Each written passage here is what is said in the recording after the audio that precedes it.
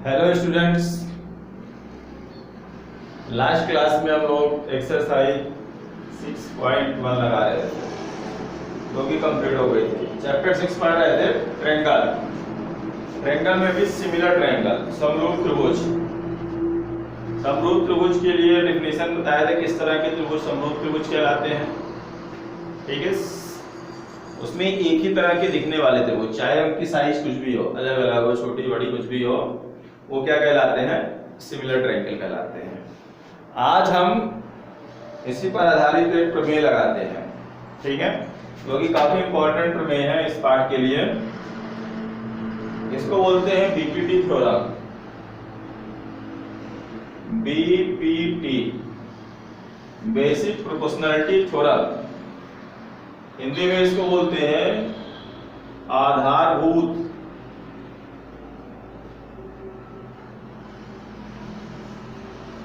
अनुपातिकता की प्रमेय, या इसी को थेल्स प्रमेय नाम से भी जाना जाता है। थेल्स प्रमेय।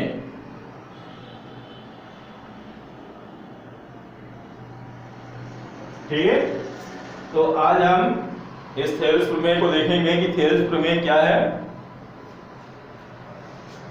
ये बीपीटी थ्योरम क्या कहलाती है, और इसको प्रूफ करेंगे। ठीक है ना। कभी कभी क्या, ज्यादातर एग्जाम में इसका स्टेटमेंट भी पूछ सकता है। स्टेटमेंट मतलब कथन, मतलब ये प्रमेय है क्या। ठीक है, तो आप लोगों को ध्यान रखना है इसका स्टेटमेंट भी।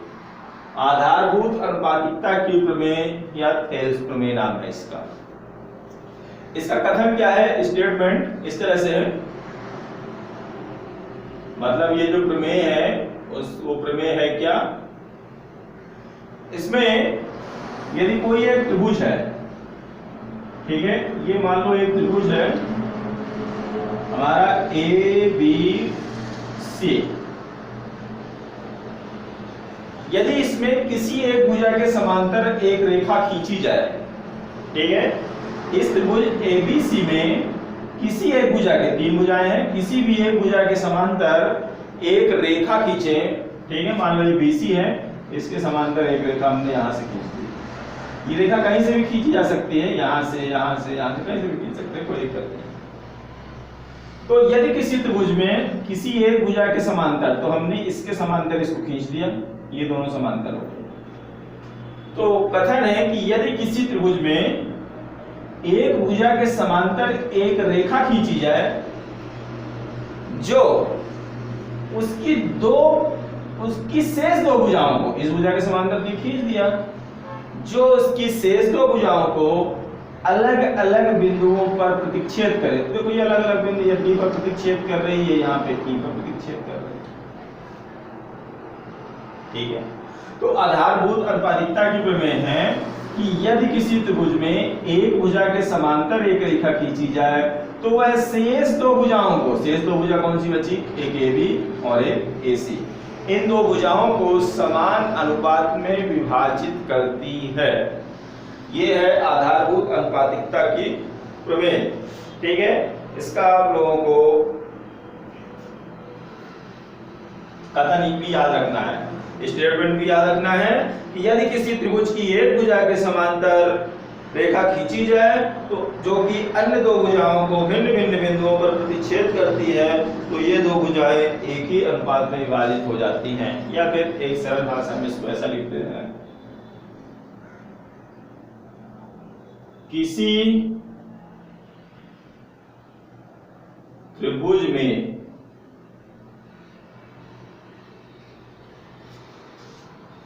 एक भुजा के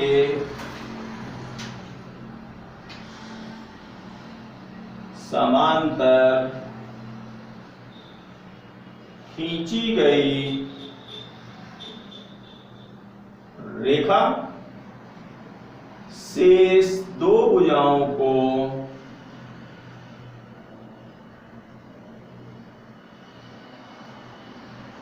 ठीक है। किसी त्रिभुज में एक भुजा के समांतर खींची गई रेखा शेष दो भुजाओं को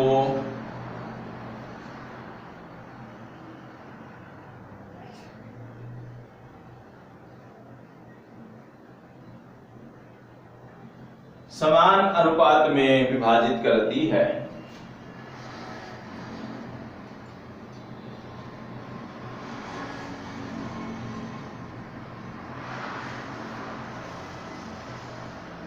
ये इसका स्टेटमेंट हो गया।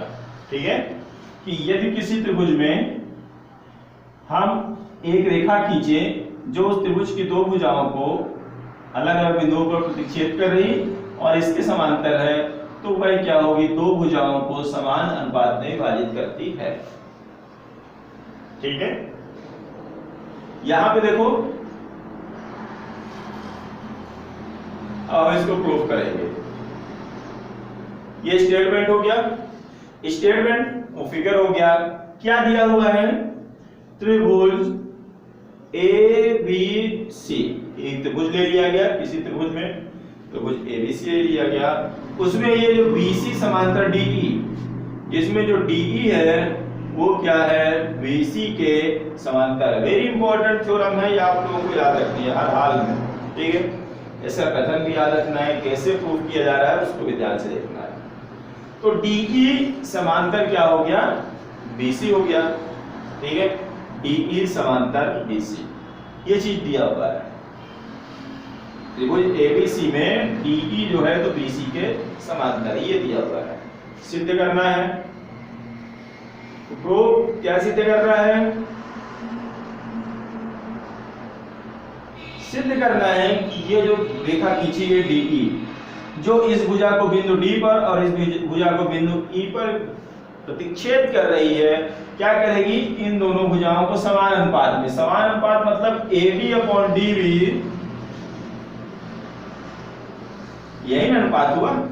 ये जो बिंदु D है, जो रेखा बिंदु D पर प्रतिच्छेद कर रही, तो ये बिंदु इस भुजा का अनुपात इतना बराबर AE/EC, इस भुजा के अनुपात के बराबर होगा।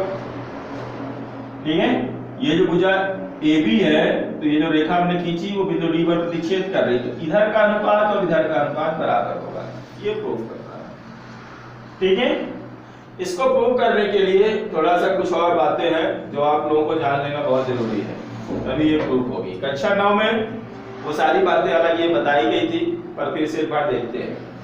अगर मान लो आप लोगों को कोई त्रिभुज दिया गया है इस तरह से, और इसका आपको एरिया निकालना हुआ है, क्षेत्रफल, तो क्या होता है फार्मूला, एरिया निकालने के लिए हमको इसकी हाइट पता होनी चाहिए, हाइट, ऊंचाई, क्योंकि जो त्रिभुज का क्षेत्रफल निकालने का फार्मूला है वो है 1/2 बेस इंटू हाइट, आधार गुणे ऊंचाई। आधार तो पता है, बेस, ये मान लो बेस हो गया हमारा, BC ABC को त्रिभुज हो गया। इसका एरिया निकालने के लिए हम यहां से परपेंडिकुलर ड्रा करेंगे इस तरह से, मान लो ये D हो गया, AD।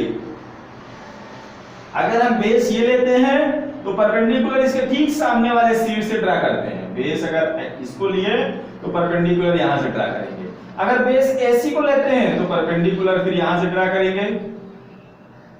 अगर बेस इसको ले लोगे AC को, वो सॉरी AC को तो लिया था, अगर बेस आप AB को ले लोगे तो परपेंडिकुलर बिंदु C से ड्रा करोगे। तो एरिया ऑफ जो ABC हुआ, एरिया ऑफ ABC, इस त्रिभुज का जो क्षेत्रफल हुआ वो क्या होगा, 1/2, आधार हमने BC लिया, एंड हाइट हमने क्या ले लिया, AD लिया। ठीक है, अगर हम ये बेस मान लेते हैं तब इस त्रिभुज का क्या हो जाता है क्षेत्रफल, एरिया ऑफ ABC बराबर 1/2, बेस हमने AC ले लिया है, AC बेस, और हाइट इसकी क्या हो जाएगी, इसी के ठीक सामने ये वाला वर्टेक्स है, यहां से हमने परपेंडिकुलर ड्रा किया BE, तो BE। आई बात समझ में? कोई भी त्रिभुज है उसका क्षेत्रफल निकालने के लिए क्या पता होना चाहिए, उसकी ऊंचाई पता होना चाहिए। और ऊंचाई कैसे पता चलती है, ऊंचाई पता चलती है और उस पर लंब से, हमेशा जो लंब डालेंगे वो एकदम सीधी रेखा होती है, वो बताएगी उस त्रिभुज की ऊंचाई। ठीक है ना? तो ये सामान्य त्रिभुज हो गया। एक इस तरह का त्रिभुज देखते हैं, मान लो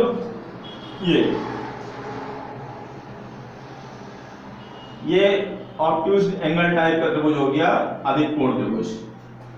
ठीक है, ये हमारा हो गया ए बी सी। अब इसका हमको एरिया निकालना पड़ेगा कि भाई इसका एरिया बताओ, इस त्रिभुज का क्षेत्रफल। तो क्या एसी लंब का काम करेगा? एसी कब लंब का काम, वो हाइट का काम करेगा जब एकदम ये स्ट्रेट हो, यहाँ पे 90 डिग्री, मतलब समकोण त्रिभुज। अब ये ऑलरेडी लंब कहलाता है, जानते हो, लंब कर्णाधार, तो लंब कहलाएगा, लंब डालने की जरूरत नहीं पड़ेगी। बट यहाँ पे ये 90 डिग्री नहीं है, अधिक कोण त्रिभुज, मान लो लगभग 130-40 अंश का कोण है। तो इसके लिए लंब कैसे पता करेंगे? फिर हम क्या करेंगे, ये जो हमारा आधार तो BC है, इस BC को थोड़ा सा प्रोड्यूस करते इधर बढ़ाते हैं, और इस शीर्ष से जब आधार ये है तो शीर्ष ठीक सामने वाला हुआ, यहां से हम एक लंब डालते हैं, ये मान लो AD लंब हो गया।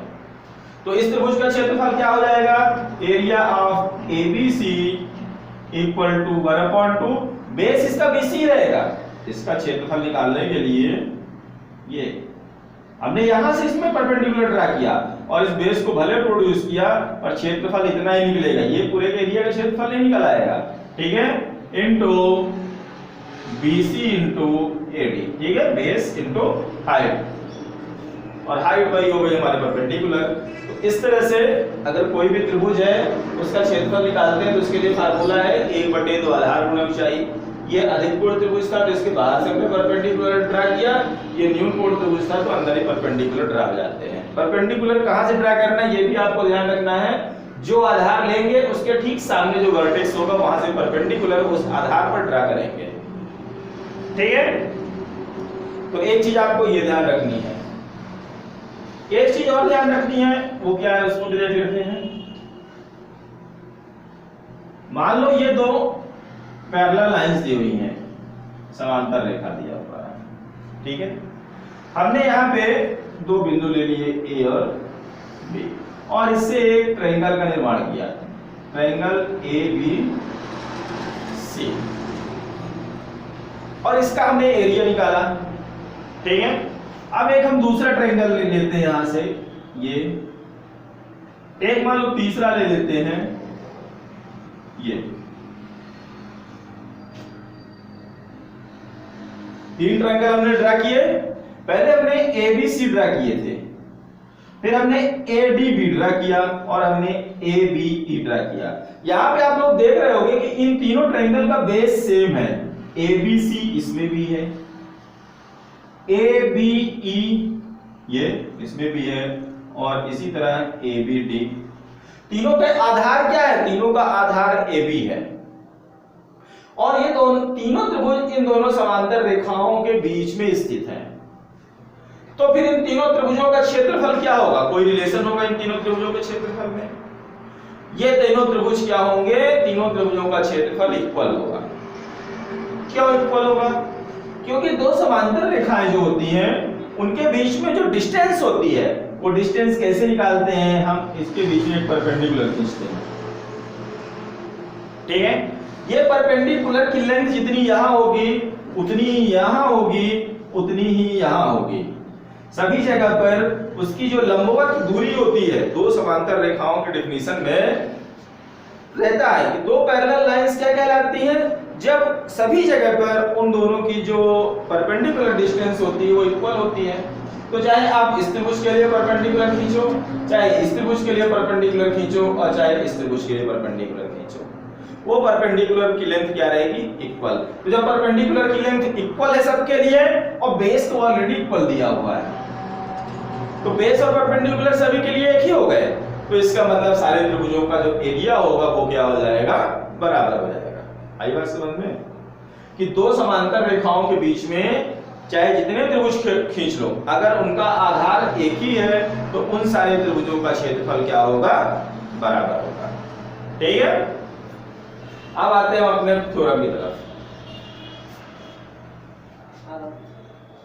तो इसमें हमको सिद्ध करना है AD/DB equal to AE/EC proof करना है। तो अब हम इसको प्रूफ करते हैं AB/, ठीक है ना? तो इसको प्रूव करने के लिए हम थोड़ा सा कंस्ट्रक्शन कर लेते हैं, रचना कर लेते हैं।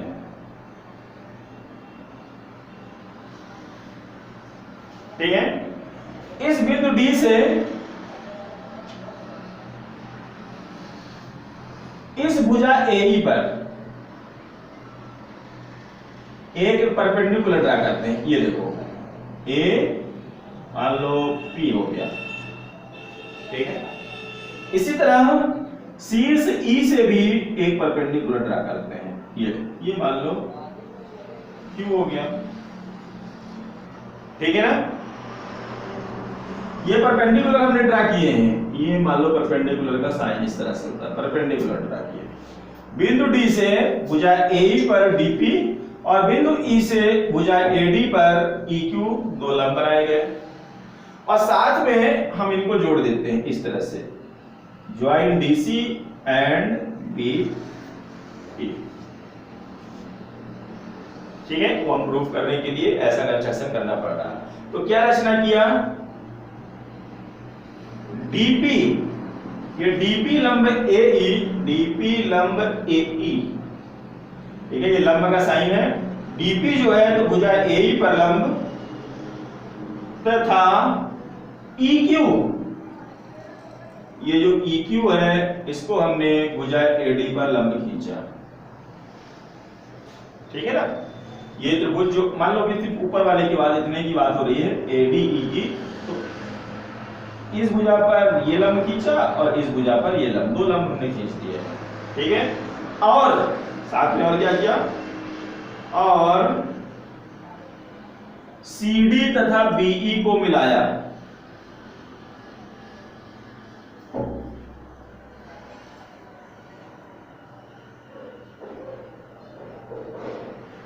वेरी इंपॉर्टेंट थ्योरम है, ध्यान रखना आप लोगों को अच्छी तरह से। ठीक है ना, CD और BE को क्या कर दिया, मिला दिया गया है। अब हम इसका प्रूफ करेंगे, उत्पत्ति।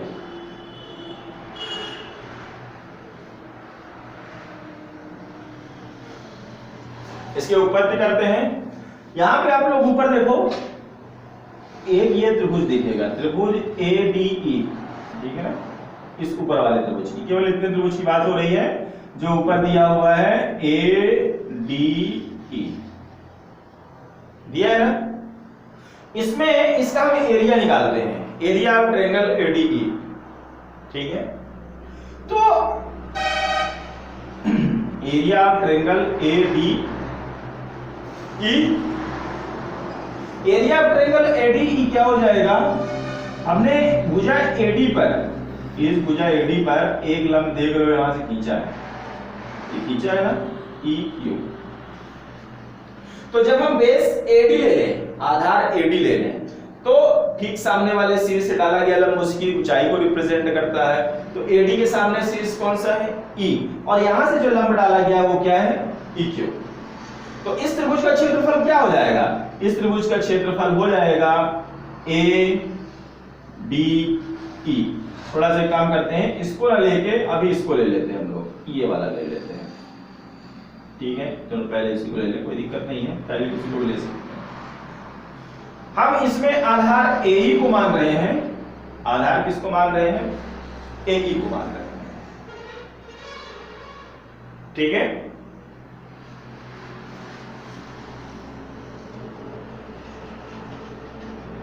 ADE।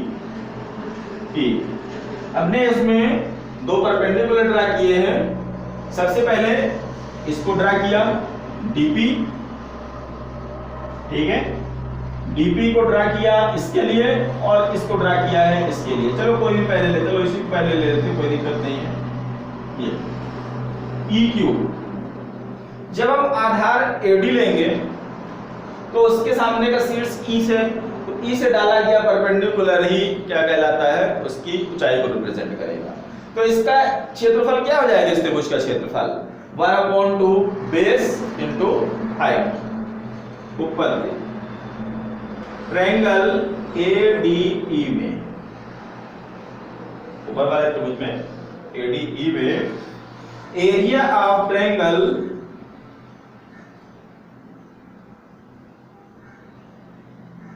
ADE त्रिभुज एडी का क्षेत्रफल, और वो कितना हो जाएगा, आधार 1/2 आधार एडी और हाइट उसकी क्या है इंटू क्यू ई। ठीक है, इक्वेशन नंबर 1। ठीक है ना। चलिए अब हम इस त्रिभुज को लेते हैं, देखेंगे ध्यान से, डी ई बी, ये त्रिभुज। अभी हमने क्या लिया, एडीई, ये वाला बेस लिया था ताकि एडी आ जाए, देखो एडी ऊपर था, एडी आ गया। अब हम इस त्रिभुज को ले लेते हैं डी ई बी, इसके लिए बेस क्या है, DB. Triangle D B E में, इस त्रिभुज डीबीई में जब हम शीर्ष इसको लेंगे तो इसके लिए परपेंडिकुलर इसके ठीक सामने का वर्टेक्स, तो ठीक सामने का वर्टेक्स ई हो गया, और ई से क्या परपेंडिकुलर डाला गया है, ई क्यू डाला गया है। ई से क्या परपेंडिकुलर डाला गया है, ई क्यू। तो इस त्रिभुज का क्षेत्रफल क्या हो जाएगा, एरिया ऑफ बीडीई 1/2, बेस इसका बीडी हो जाएगा, और हाइट इसके ठीक सामने शीर्ष ई, यहां से डाला गया परपेंडिकुलर ई क्यू। तो ये हो जाएगा area of triangle BDE equal to 1/2 base BD into height इसकी हो गई क्यूई। ये मान लो गया हमारा इक्वेशन नंबर 2 हो गया। अब हम समीकरण 1 में 2 से भाग करते हैं। समीकरण 1 व 2 से, ठीक है, area of ADE upon area of BDE. Area of ADE है 1/2 एडी इंटू क्यू ई, और 1/2 बीडी इंटू क्यू। 1/2 से 1/2 कैंसिल हो गया, और QE से QE कैंसिल हो गया। बचा क्या, बचा हमारे पास AD अपॉन BD।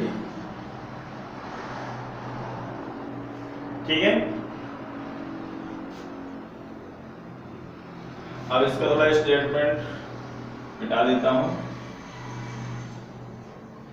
तो ये हमारे पास आ गया area of ADE upon area of BDE equal to AD upon BD। ये हो गया हमारा equation number 3। AD upon BD लिखो या AD अपॉन DB लिखो, एक ही चीज है, चाहे BD लिखो चाहे DB लिख दो, कोई दिक्कत नहीं है उससे। ठीक है ना।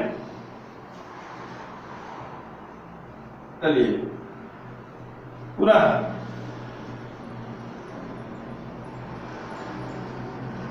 फिर से हम त्रिभुज ऊपर वाला ही लेते हैं, त्रिभुज ADE लेते हैं। इस बार हम बेस AE लेंगे। ये देखो इस साइड AE चाहिए था ना, AE। इस बार इधर वाला बेस लेंगे तो परपेंडिकुलर इसके लिए क्या कहां से होगा, D से होगा, D से खींचा गया परपेंडिकुलर DP।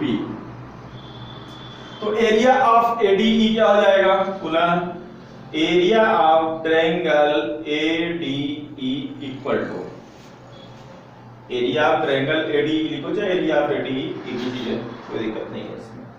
ठीक है, 1/2 इसके लिए बेस क्या हो जाएगा AE, और इनटू हाइट क्या हो जाएगी DP, हाइट हो गई। ठीक है ना। इसको हम ले लेते हैं इक्वेशन नंबर 4। अब इधर की ये ले लेते हैं त्रिभुज दूसरा वाला, ये वाला, क्योंकि इसमें EC है और हमको EC चाहिए।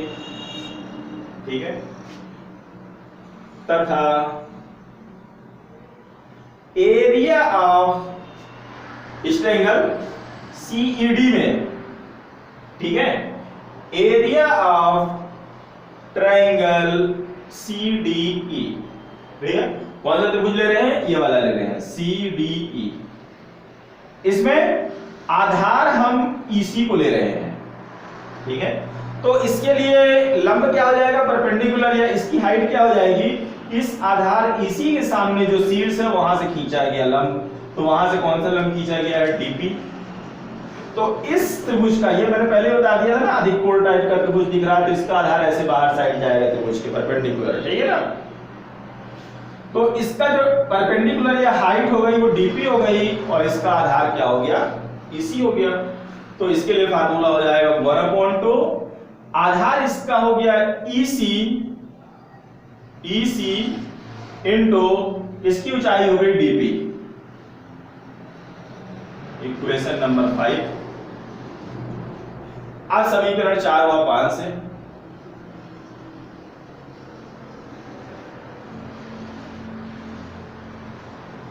समीकरण 4 व 5 से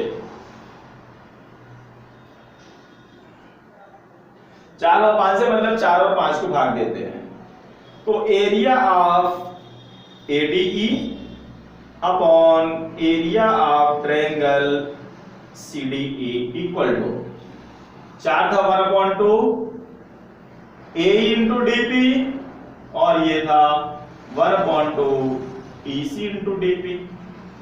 DP से DP कट गया, 1/2 से 1/2 कट गया, क्योंकि सब इंटू पे है, तो 1/2 से 1/2 कट गया, DP से DP कट गया। तो बचा क्या हमारे पास? हमारे पास बचा एरिया ऑफ ADE, लिखो जाए ट्रायंगल ADE, एक ही चीज है, अपॉन एरिया ऑफ CDE। और ये क्या आया? AE upon EC। Equation number 6। ठीक है, अब समीकरण 3 और 6 में देखते हैं थोड़ा सा। ऊपर ADE 3 में भी लिखा है और 6 में भी लिखा हुआ है, नीचे इसमें BDE लिखा हुआ है और इसमें CDE लिखा हुआ है। अब इस BDE और CDE को देखते हैं। यहां पे आते हैं फिर से फिगर पे। ये गिवन था कि ये रेखा BC, इसके समांतर कौन सी रेखा खींची गई थी? DE, वो गिवन था, BC समांतर DE। और इन दोनों समांतर रेखाओं के बीच में दो त्रिभुज बने हुए हैं। एक त्रिभुज बना हुआ है ये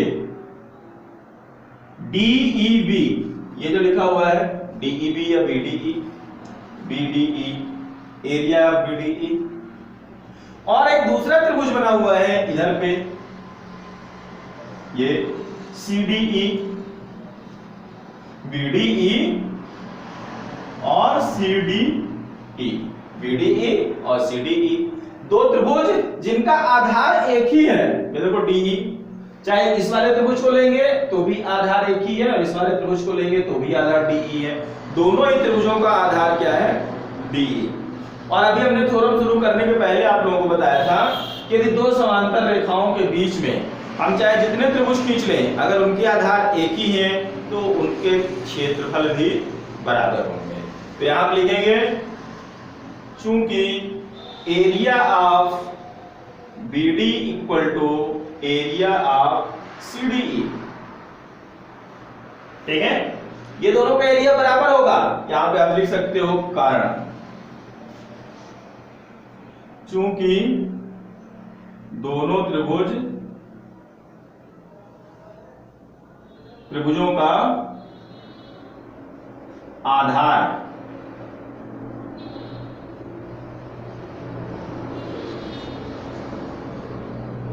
एक ही है, दोनों त्रिभुजों का आधार DE है और समांतर रेखाओं के बीच में है,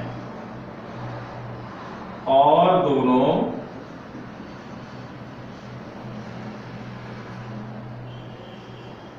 समांतर रेखाओं के